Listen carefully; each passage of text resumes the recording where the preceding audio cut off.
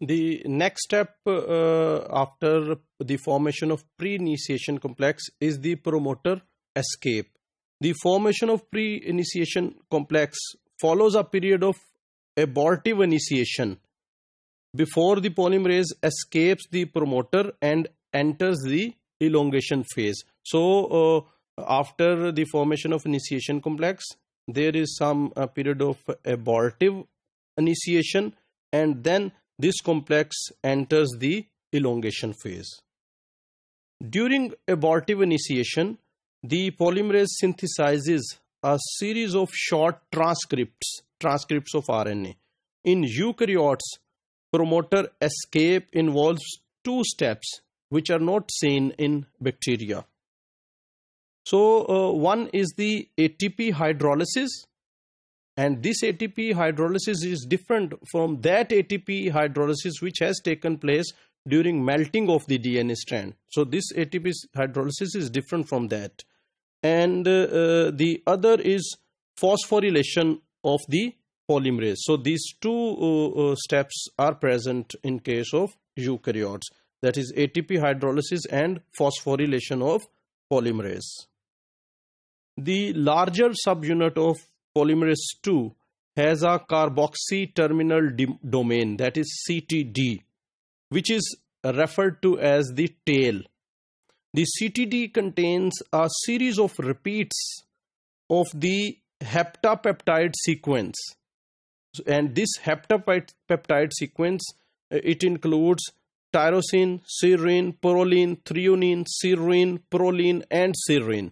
So there are about 27 of such repeats in the yeast pole 2 CTD, 32 in the worm C. elegans, 45 in the fly Drosophila, and 52 in humans. So the number of these heptapeptide repeats is different in different organisms.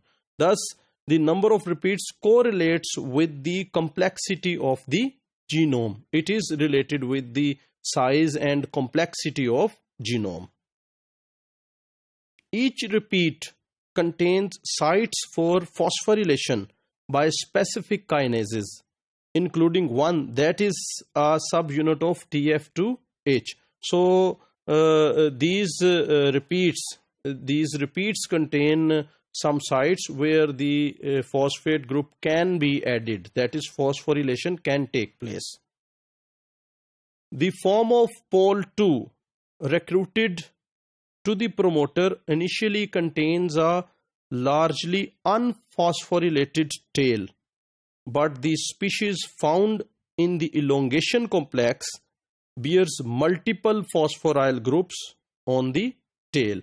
So in the initiation complex, the tail of this pole is largely unphosphorylated, that is no phosphate group is attached to the tail of polymerase. But when this complex or when this polymerase is in the elongation phase, the tail is mostly phosphorylated. Many phosphate groups are attached to the tail.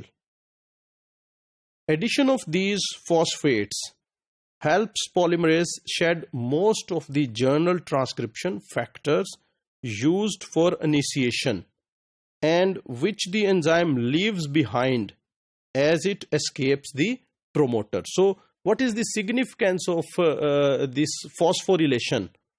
So, when the pre-initiation complex is formed, many journal transcription factors are involved in the formation of this complex.